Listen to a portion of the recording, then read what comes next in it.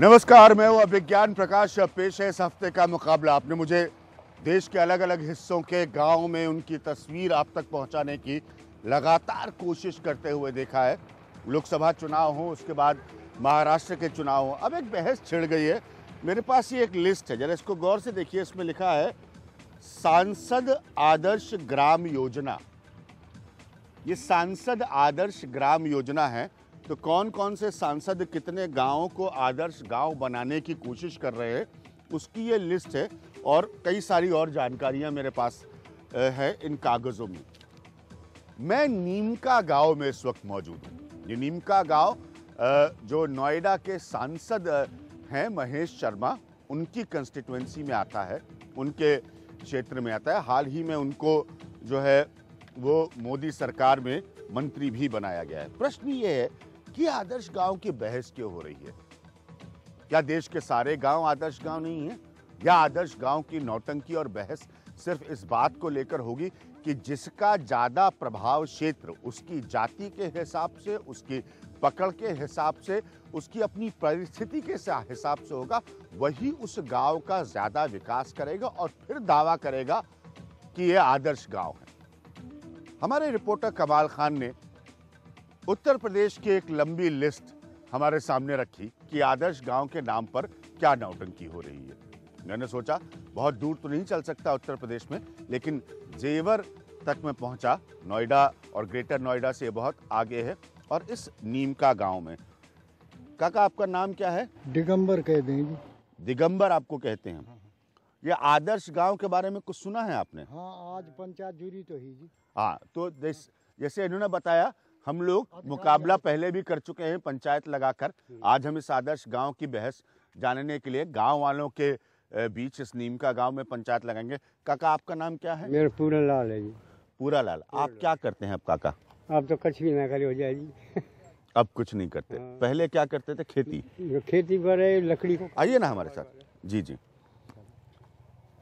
आपकी उम्र क्या है? धीरे धीरे। उम्र है 80 साल की।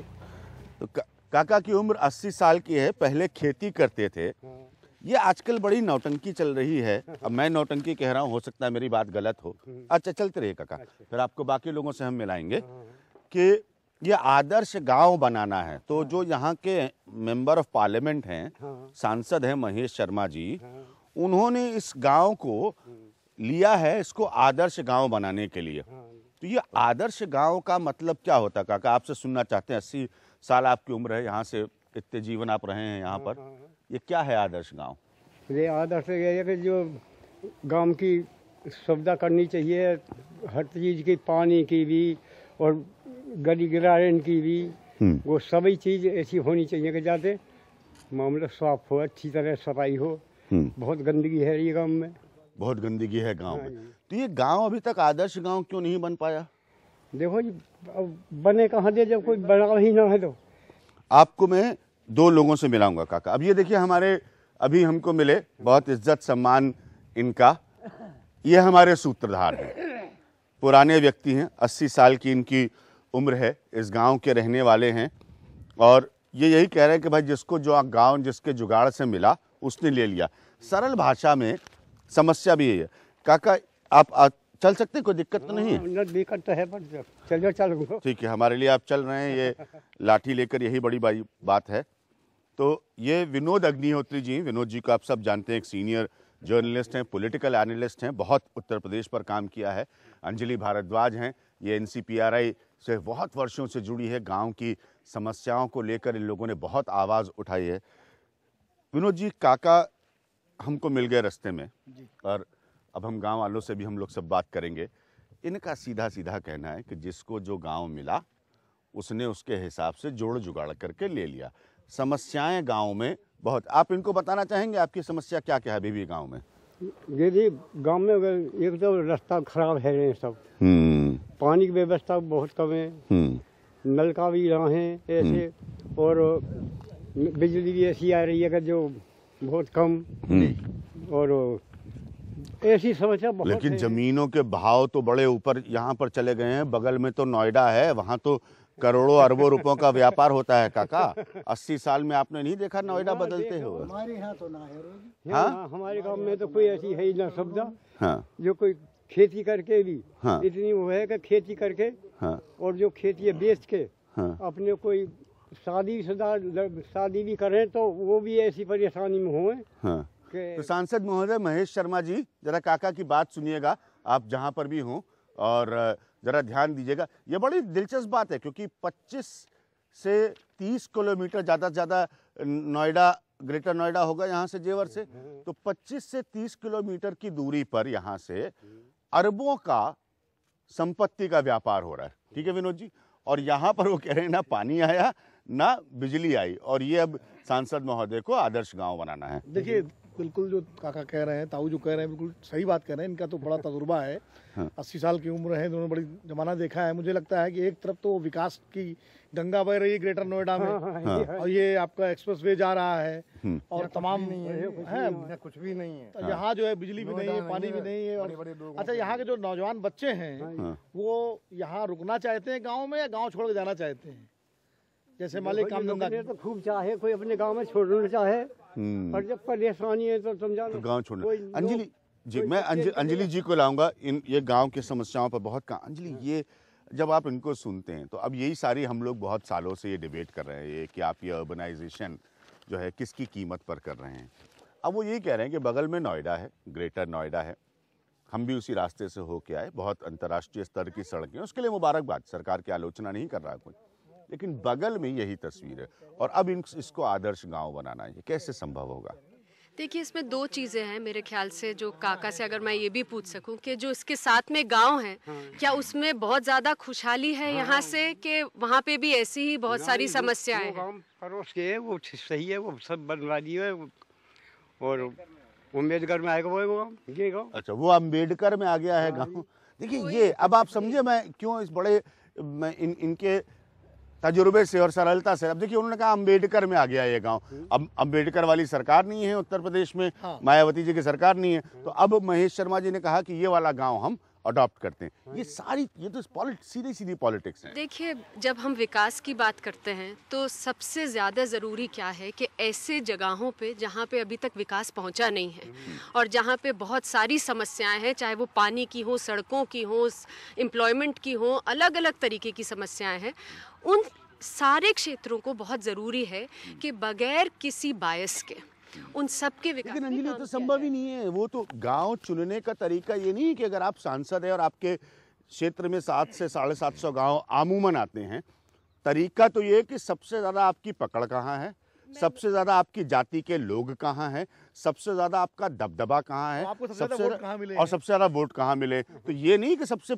पिछड़ा कौन सा है। मैं वही कह रही हूँ कि मेरे ख्याल ये मोदी जी का आदर्श गांव है। कि मेरे ख्याल से जब हम विकास के बारे में सोचे तो पॉलिटिक्स से उठकर और जातिवाद से उठकर सोचना पड़ेगा, वरना ये चित्र कभी बदलने वाला नहीं है। इतने कागज होते हैं, ग्रामीण विकास मंत्रालय है, चौधरी वीरेंद्र सिंह हाल में उसके मंत्री बने हैं, आदर्श योजना है, इस पर भी सवाल उठ रहा है कि भाई आदर्श योजना के लिए पैसा कहाँ से आएगा, तो सांसद निधि मुझे नहीं पता किस पर खर्च होती है। इसमें जो है, ये सबसे बड़ी बात है, सांसद आदर्श गांव योजना के लिए कुछ पैरामीटर्स बनाए जाने चाहिए थे। हाँ। कुछ कसौटियां होनी चाहिए थी कि किस गांव को आप ले। बीजेपी तो यहाँ तक आर्ग्यू कर देती है कि लॉटरी से निकले गांव। नहीं, लॉटरी का कोई मतलब नहीं है। आपको ये देखना पड़ेगा कि बीजेपी का आर्ग्यूमेंट देती है कि पूरे सांसद के क्षेत्र में सबसे ज्यादा पिछड़ा, सबसे ज्यादा बदहाल कौन सा गांव है, जो हमारे सोशल पैरामीटर्स हैं, हमारे इकोनॉमिक पैरामीटर्स जो हैं, आर्थिक विकास और सामाजिक विकास के। आप बात कर रहे हैं अग्निहोत्री साहब जातीय समुदाय के हिसाब से, जातीय सौहार्द की आप बात कर रहे हैं, यहाँ तो उल्टा है। तो कि अगर यही सबसे बड़ी समस्या है कि अगर आप ये विषमता रहेगी, अगर आपने एक गांव को इस आधार पर गोद ले लिया कि वहाँ हमारे वोटर ज्यादा है, हमारी जाति के लोग ज्यादा हैं, वहाँ हिंदू ज्यादा है या मुसलमान ज्यादा, सीधा सीधा बोले, तो निश्चित रूप से पूरे दूसरे गाँव में संतोष होगा। जैसे कि काका ने कहा कि वो अम्बेडकर गाँव बन गया इसलिए बढ़ गया। तो ये मुझे लगता है ये बुनियादी समस्या है। देखिए, इस देश में सीधी सी बात है, 6 लाख गाँव हैं और ज़्यादातर गाँव में बहुत सारी समस्याएं हैं जिन पे सारे मेंबर्स पार्लियामेंट को, सारे प्रशासन को फोकस करके उसकी विकास की करने की ज़रूरत है। अब ऐसे में अगर हम आदर्श गांव की जो स्कीम है उसमें ये कहती है सरकार, जो सरकार ये शुरू से कहती आई है कि हम सबका विकास करना चाहते हैं, वो आज एक ऐसा चित्र दिखा रही है कि एट बेस्ट हम 2,500 गाँव को, 6 लाख में से 2,500 गाँव को अगले 5 साल में आदर्श बनाने की कोशिश करेंगे। तो मुझे लगता है उसी में एक आपत्ति आती है। सरकार का ये कहना है अंजलि, और मैं उनके बचाव में नहीं कह रहा, लेकिन ये बात तो सही है कि अगर वो कह रही है कि कोई इलाके के एक गांव को आदर्श बना दिया जाए ताकि बाकी गांव उससे सीखें, तो उसमें गलत क्या है? आधार तरीका चुनने का मुझे उससे समस्या है। नहीं, देखिए, अगर हम बारीकी से आदर्श ग्राम की योजना के को देखें तो इसमें क्या क्या सरकार करना चाहती है एक आदर्श गांव में। गुड गवर्नेंस की आप बात ले लीजिए, सरकार कहती है कि पारदर्शिता होनी चाहिए। तो क्या पारदर्शिता संभव नहीं है?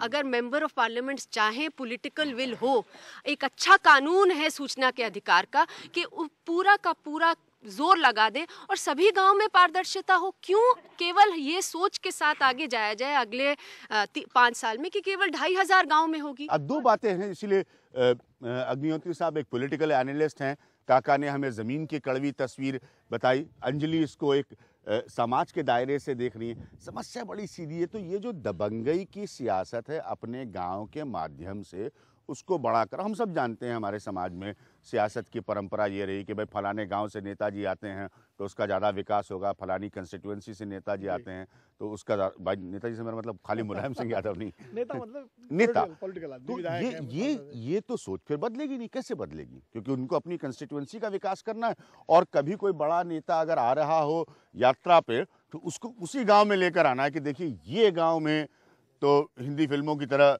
खुशहाली, हाँ, आदर्श है, लोग नाच रहे हैं, गा रहे हैं। तो ये तो अजीब टाइप की नौटंकी हो जाएगी। मुझे लगता है, देखिए, देखने में ये योजना बड़ी आदर्श लगती है कि साहब एक सांसद, एक विधायक इस तरह जो है गांव को आदर्श बना के गोद लेंगे और उसका विकास करेंगे 1 साल के अंदर। लेकिन सबसे बड़ा सवाल जो अंजलि ने उठाया, बड़ा बुनियादी सवाल है कि पूरे राजनीति को जिम्मेदार पूर्ण बनाना, कि अब गांव के लोग अपने सांसद से सवाल कर सकें कि तुमने 5 साल में हमारे गांव के लिए क्या किया, और ये अधिकार गांव के खाली एक आदर्श गांव के लोगों को ना हो, ये उस संसदीय क्षेत्र के सभी गांव के लोगों को। आप हजारों एकड़ जमीन एक्वायर करके और तमाम बड़े बड़े बिल्डरों को और व्यवसायियों को दे देते हैं, और किसानों को मुआवजे के नाम पर आपने पैसा दे दिया और उसके बाद वो मुआवजा भी खत्म हो गया और लोग बेकार हो गए, तो उनके पास न रोजगार रहा और न जमीन रही। ऐसी स्थिति में क्या होगा? अच्छा, आज आप लैंड एक्विजिशन बिल को भी डाइल्यूट करने जा रहे हैं, तो जो स्थिति आपकी होगी और खराब होगी। मुझे लगता है बुनियादी सोच बदलने की जरूरत है। जब तक आपकी नीतियां ग्रामीण परक, मैं गुजरात की बात कर रहा हूं, गुजरात मॉडल जिसकी बड़ी चर्चा हुई, वहां के गांव की हालत आप देखिए। बिल्कुल सी बात है, वहां के गांव मैंने लोकसभा चुनाव में दिखाया, छोड़ के लोग क्यों जा रहे हैं, ये बहुत बड़ा सौदा बन गया है। काका वापस आऊंगा आपके पास। जो छोटा बच्चा है, बहुत सारे, अरे बेटा यहाँ आना, ये जो ट्रैक पैंट पहना है ना और टी शर्ट, बेटा आप जहाँ दिल्ली लिखा है ना आपकी टी शर्ट पे, यहाँ आना। क्या नाम है बेटा? यहाँ आओ, देखो ये स्पोर्ट्समैन बनना चाह रहा है मेरे हिसाब से। क्या करते हैं बेटा आप? पढ़ें और कुछ ना करें। पढ़ें और कुछ ना करें। कौन सी क्लास में पढ़े? 10th में। 10th में पढ़ते हो? ये ऐसा लग रहा है कि क्रिकेट या फुटबॉल खेलना चाहते हो? हैं? फुटबॉल तो ऐसे खाली शौक में पहना है? हाँ। तो आगे क्या बनना चाहते हो? पढ़ लिख के नौकरी करेंगे कहीं ना कहीं में। पढ़ लिख कर नौकरी करोगे? किस तरह की नौकरी करना चाहते हो आप? पुलिस में। पुलिस में नौकरी करना? अरे वाह, क्या बात है। तो पुलिस में नौकरी करना, पुलिस में क्यों नौकरी करना चाहते हो, कुछ पता है? ना। हाँ, ठीक, पता नहीं है। नाम क्या है बेटा आपका? करण अत्री। करण अत्री। करण जो है वो देखिए एकदम फिट फाट लिबास में है, खिलाड़ी की तरह, और पुलिस में नौकरी करना चाहते हैं। 10वीं क्लास में करण पढ़ते हैं। तो गांव में रहकर ज़्यादा अच्छा लगता है या भाग भाग के नोएडा जाते हो? गांव में रहे में। गांव में रहते हैं। इनको लगता है गांव में काम है, या लगता है गांव में काम नहीं है? काम कहाँ है जी? गांव में काम होता तो फिर परेशानी कई होती। ये अंजलि आपके पॉइंट पर वापस लाता है। मैं और भी लोगों से, भाई आप लोग जाइएगा, मैं सबसे हम थोड़ा बहुत बात करेंगे। ये आपके, क्योंकि वो कह रहे काम तो नहीं है, तो फिर ये बड़ी बड़ी बातें, योजना, फाइलें, नोट्स, इनका कोई मतलब नहीं, क्योंकि काम नहीं है तो अंततः व्यक्ति भागेगा अपने इलाके से। नहीं देखिए, मैं बिल्कुल सहमत हूँ जो ये बात उठा रहे हैं उससे। और इसमें मैं एक चीज़ और भी जोड़ना चाहती हूँ कि एक तरफ हम आदर्श गांव बनाने की बात करते हैं इस उम्मीद से कि किसी दिन बाकी गांव भी ऐसे बनेंगे, जी। लेकिन दूसरी तरफ हम देखते हैं कि सरकार जो है सोशल सेक्टर स्पेंडिंग को एकदम स्लैश करने की बात कर रही है। लगातार कम कर रही है। 15,000 करोड़ रुपए इस बार बोला जा रहा है कि फिस्कल डेफिसिट को मीट करने के लिए जाएगा, तो वो कहाँ से जाएगा?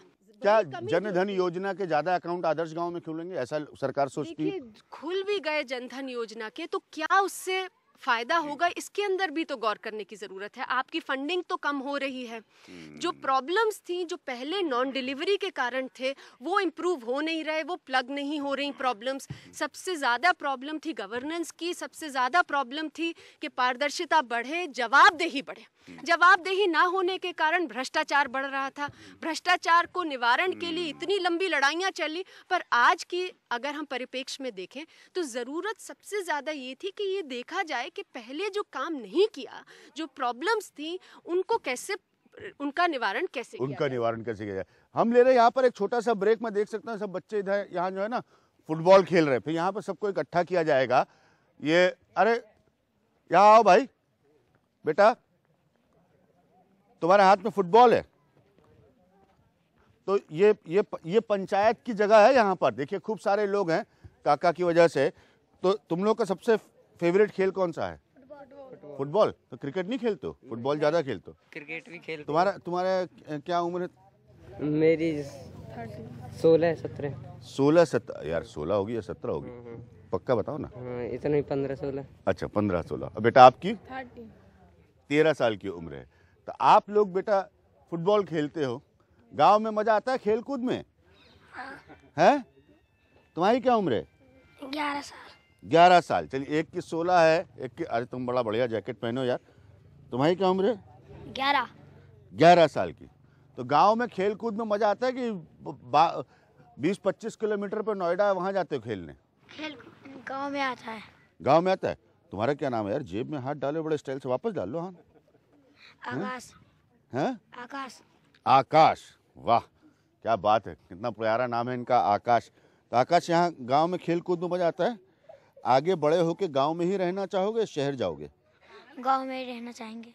गांव में ही रहना चाहोगे? अरे वाह। तो देखिए भाई, सांसद महोदय जो हैं यहाँ के, शर्मा जी, ये हमारे आकाश हैं, छोटे से। तुम जेब में वापस हाथ डाल लो यार, कोई दिक्कत नहीं, बड़ा स्टाइल है यार उसमें, शर्माओ नहीं, बड़ी स्टाइल है।